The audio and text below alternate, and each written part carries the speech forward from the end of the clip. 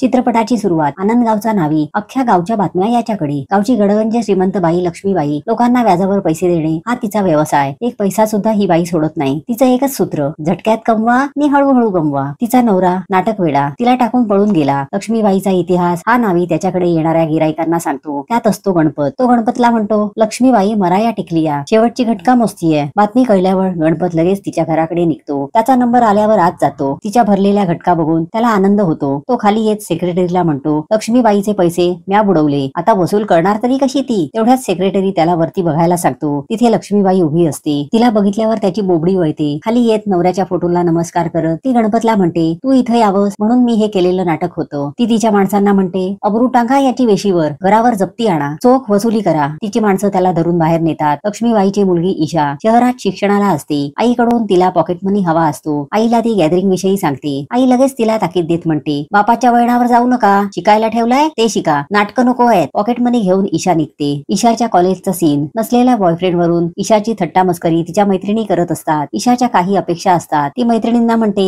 माझी आई गर्भश्रीमंत असली तरी मला माझा नवरा मनानं चांगला पाहिजे, माणसं जपणारा हवा, माणुसकी असणारा हवा. असा जर नशिबात असेल तर 24 तासातही मिळेल. पुढचा सीन. तुक्याचं घर. त्याची आई आणि आत्या शाळेच्या गुरुजींना बोलावून घेतात. तुक्याला व्यवहार ज्ञान कळावं म्हणून गुरुजींना त्याचा क्लास घ्यायला सांगतात. गुरुजी महिन्याचे 300 रुपये मिळून वर्षभराची फी सांगतात. त्याची आई म्हणते, एवढ्या वर्षभराचा हिशोब सांगताय? गॅरेजच्या कोपऱ्याला टाकलं, पोरग 1.5 दिवसात परत आलंय. त्याची आत्या गुरुजींना तुक्याच्या जन्माचा इतिहास सांगते. तुक्याचे वडील राजा पैलवान. तुक्याचा जन्म झाला आणि एका महिन्यात भाऊ गेला. 20 वर्षापूर्वीची गोष्ट. तीही अशी. एकदा भैरोबाच्या दर्शनाला जाताना बाबा खरपुडे नावाचा साधू भेटतो. पण सुट्टे पैसे शोधताना हाती खुळखुळा लागतो. या दोघी ते हसण्यावारी नेतात. त्यामुळे बाबा भडकतो आणि शाप देतो, तुम्ही 4 आणे 8 आण्या करता मला त्रास देताय. हे तुमचं कडेवरचं पोर आणि हा त्याचा खुळखुळा. हे पोरच खुळ होणार आहे. तो धड 4 आणे 8 आणाही कमवू शकणार नाही. खर्च तर त्याहूनही करू शकणार नाही, कारण त्याचं व्यवहार ज्ञानच गायब होणार आहे. एवढं बोलून बाबा निघून जातो. प्रेझेंट मध्ये आत्या गुरुजींना म्हणते, इकडे साधू आणि तिकडे भैरोबा कोपला. तेव्हापासून आम्ही भैरोबाच्या दर्शनाला जातोय. आई म्हणते, साधूच्या शापानं तुक्याचं ज्ञान गेलं. 4थी पर्यंत चांगला शिकला, पेपर चांगला वाचतो, पण गणित बिलकुल जमत नाही. तेवढ्यात तुक्याची एंट्री होते. तुक्याचा क्लास चालू होतो. गुरुजी भागाकाराने सुरुवात करतात. तुक्या स्वतःची पद्धत गुरुजींना समजावतो. त्याचं गणिती उत्तर बघून गुरुजींना आकडी येते.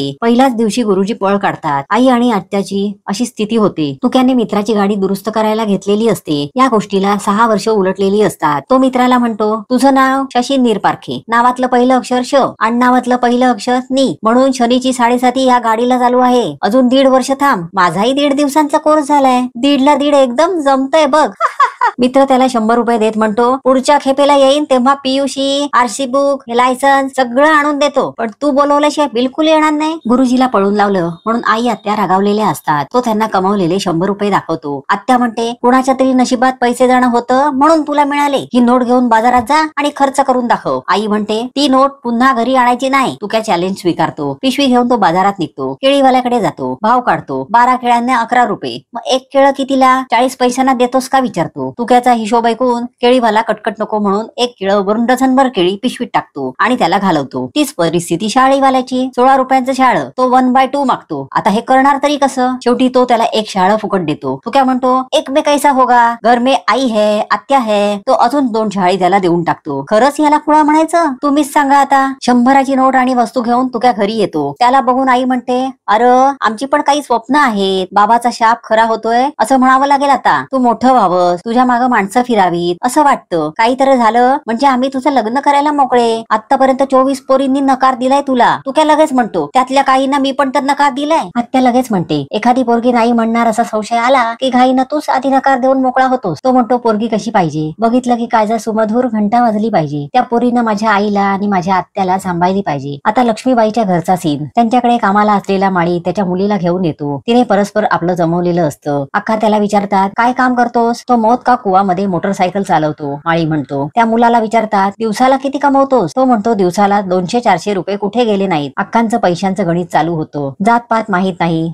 म्हणून माळी तयार नसतो. अक्का त्याला म्हणतात, आजच्या काळात जात एकच, पैसा. तुझ्या पोरीच काय, उद्या माझ्या पोरीनं जरी मला सांगितलं मी माझा जोडीदार निवडलाय तरी मला अजिबात धक्का बसणार नाही. मी फक्त पाहणार की तो पैसा किती कमवतो ते. एकदा ईशा कॉफी शॉप मध्ये बसलेली असताना बाहेर ऍक्सिडेंटचा आवाज येतो. एक माणूस रस्त्यावर तडफडत असतो. तिथे तुक्या येतो. त्या माणसाला तडफडताना बघून तो कॉफीवाल्याकडे पाणी मागतो. तो त्याला 10 रुपये लागतील सांगतो. तुक्या त्याला म्हणतो, पाण्याचे 10 रुपये? गाढवाला पाणी पाजणाऱ्या एकनाथ महाराजांच्या महाराष्ट्रात असे धंदे करायला लागलात का रे? हल्ली एवढी सुद्धा माणुसकी उरली नाही, हेच खरं आहे. आपत्कालीन परिस्थितीत माणसाला मदत करणं राहिलं बाजूला, पटकन हल्ली मोबाईलच बाहेर येतात. असो, तुक्या 10 रुपये देऊन पाणी विकत घेतो. ईशा हे सगळं पाहत असते. त्याच्या वागण्याने ती इम्प्रेस होते. ती मदत करायला तुक्याच्या जवळ येते. स्वतःचा स्कार्फ त्याला बांधायला देते. पोलीस स्टेशनला फोन करून ऍक्सिडेंट बद्दल सांगते. ती आणि तिच्या मैत्रिणी जखमीला हॉस्पिटलमध्ये नेण्यासाठी गाडी अडवतात. जखमीला हॉस्पिटलमध्ये पाठवलं जातं. पण या सगळ्या प्रकारानंतर तुक्याची घंटी मात्र वाजलेली असते. तो तिला म्हणतो, गावाकडून आलो होतो भैरवाच्या दर्शनाला, संध्याकाळच्या एसटीने परत जाणार आहे. दोघे पाठ फिरवून निघतात. पण त्यांचं लक्ष असतं कुठे? दोघेही प्रेमात पडलेले असतात. ईशा तिच्या मैत्रिणींना सांगते, माझा जो प्रियकर असेल तो मनाने चांगला असेल, धनाने नाही, आणि तो मला भेटलाय. आता त्याला शोधणार तरी कसं? मैत्रिणी विचारतात. ती म्हणते, मी त्याच्यावर प्रेम केलंय, आता प्रेमच मला रस्ता दाखवेल. ईशाची मैत्रीण मल्लिका अक्कांना फोन करते. ईशाला तिचा जोडीदार मिळालाय असं सांगते. अक्का लगेच विचारतात, कोण मुलगा आहे, कुठला आहे, काही सांगशील की नाही? ती म्हणते, आम्ही उद्याच येतोय त्याला घेऊन. ईशाच्या मैत्रिणी तुक्याला आकासाहेबांच्या घरी घेऊन येतात. त्याची ओळख एक मोठा उद्योगपती अशी करून देतात. आकासाहेब त्याला म्हणतात, माझ्या 2 छोट्याशा अटी आहेत. तुमची ही इस्टेट वडिलोपार्जित आहे, पण मला जावई पाहिजे स्वकमाईवर माझ्या मुलीचे हट्ट पुरवणारा. तेव्हा तुम्ही एका आठवड्याच्या आत 6 लाख रुपये कमवून दाखवा. मी स्वतःहून माझ्या पोरीचा हात तुमच्या हातात देईन. आकासाहेबांनी निर्णय दिलेला असतो,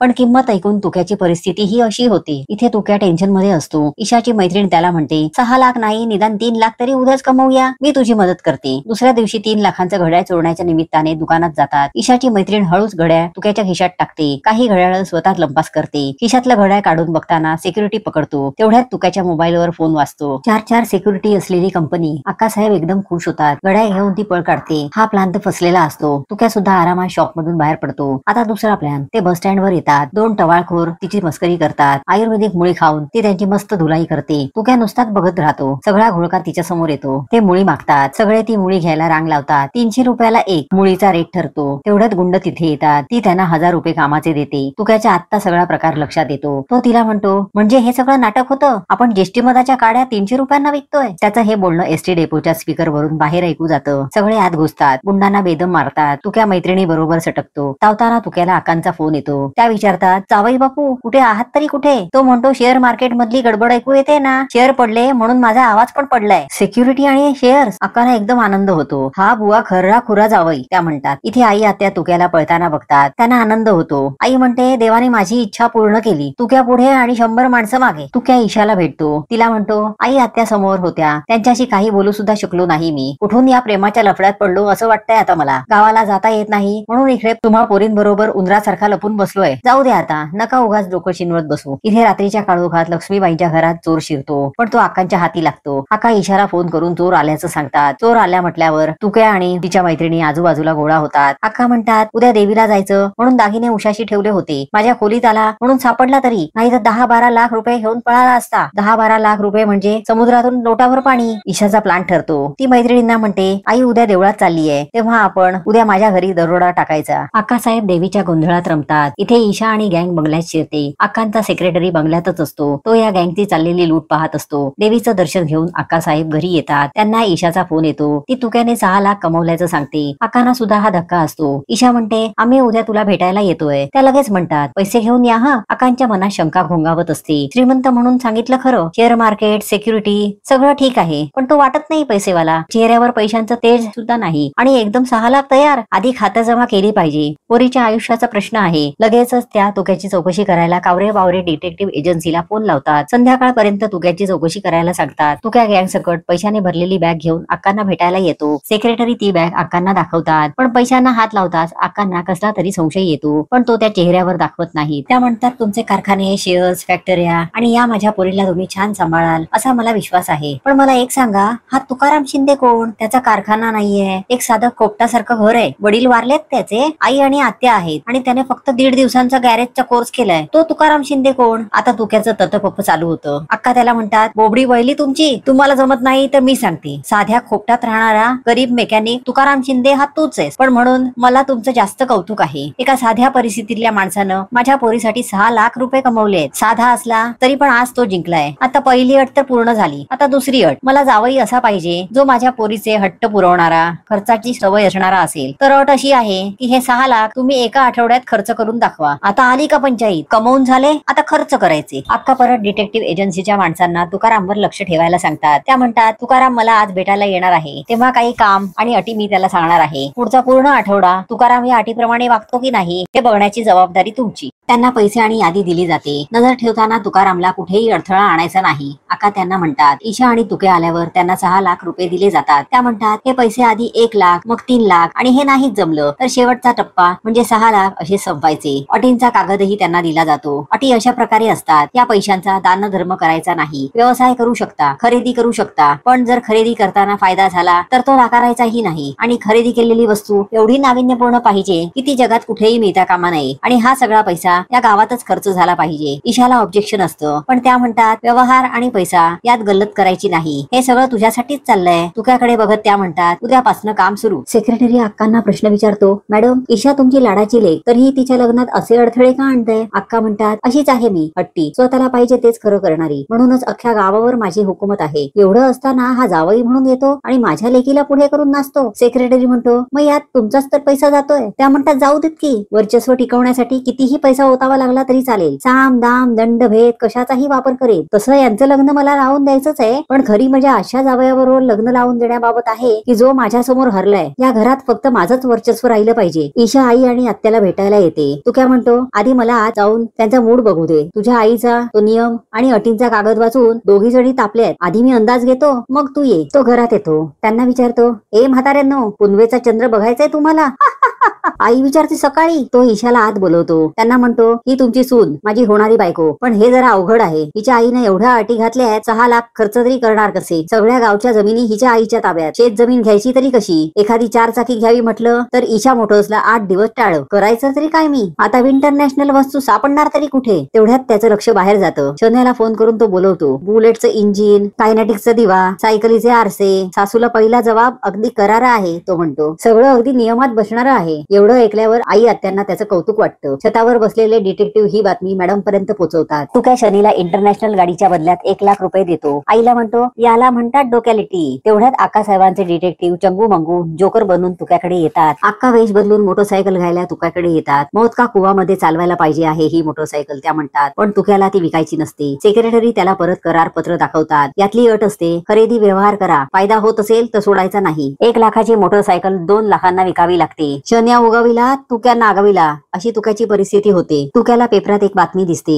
त्यात सांस्कृतिक मंत्र्यांनी म्हटलेलं असतं धनिकांनी तमाशा, लावणी यासारख्या लोककलेला आश्रय द्यावा. तुक्या म्हणतो आता तमाशाला जाऊन मी तिथं 3 लाख रुपये उधळणार आणि जर सासू तंटण करत आली तर तिच्या तोंडावर हा पेपर मारणार. आई आत्या पण त्याच्याबरोबर जायला तयार होतात. नीट पैसे उधळतो आहे की नाही ते बघायला. इथे कावरे बावरे ही न्यूज अक्कांना देतात. तमाशाला 3 लाख उडवले जातात. अक्का साळूबाई नावाने फळाची मालकीण म्हणून भेटायला येतात. त्या म्हणतात माझी खूप इच्छा होती सगळ्यांनी सहपरिवार लावणी बघावी, लावणी घराघरात पोचावी, नाहीतर आमचं आयुष्य. अक्कांच्या नाटकाला आई आत्या बोलतात. तुक्याच्या हातात पिशवी देत त्या म्हणतात हे तुमचं उधळलेलं धन आणि वर पार्टीकडून 1 लाख रुपये बक्षीस. टोटल 4 लाख रुपये झालेले असतात. तुक्याचा मूड ऑफ झालेला असतो. तेवढ्यात अक्कांचा फोन येतो. त्या म्हणतात तुम्ही लावणीवर पैसे खर्च केलेत आणि तुम्हालाच उलटा फायदा झाला. आता ही बातमी यांच्यापर्यंत पोहोचलीच कशी? संभ्रमात असतानाच अक्कासाहेब त्याच गार्डन मधून बाहेर पडतात. तुक्या त्यांना पाहतो. तुक्याला साळूबाई याच अक्का आहेत हे समजतं. इजा आणि बिजा दोन्हीतही अक्कांनी बाजी मारलेली असते. इथे घरी पैसे येतात पण आई आत्यांचं टेन्शन वाढलेलं असतं. त्या तुक्यालाच बोल लावतात. तुक्या चॅलेंज स्वीकारत म्हणतो नाही माझ्या सासूला 4 मुंड्या चित केलं तर नावाचा तुकाराम नाही. आता एकदम 6 लाख रुपयेच खर्च करून दाखवतो. ती सासू नंबरी असली तरी मी जावई 10 नंबरी आहे. तुक्या वडिलांचं कुस्तीचं साहित्य घेऊन व्यायामाची प्रॅक्टिस सुरू करतो. कावरे वावरे ही बातमी अक्कांना देतात. तुक्याची पोस्टर्स लागतात. तुक्याला हरवा 6 लाख जिंका. कावरे वावरे पैलवान बनून येतात. हमारे उस्ताद कुस्ती खेलेंगे ते सांगतात. अक्का यूपी वाले पैलवान बनून येतात. भांग प्यायला देतात. त्या विचारतात तुम ये कुस्ती जीतोगे कैसे?